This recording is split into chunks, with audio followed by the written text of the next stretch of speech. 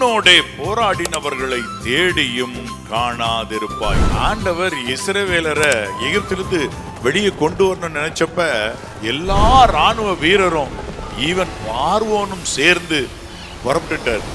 வந்து தண்ணீர்ல மூழ்கடிச்சு பாருங்க, இன்று கண்ட எகிப்தியனை என்றைக்கும் காண்பதில்லைன்ற மாதிரி ஒருத்தர் கூட இல்லாம எல்லாம் அவுட் ஆயிட்டாங்க தண்ணிக்குள்ள.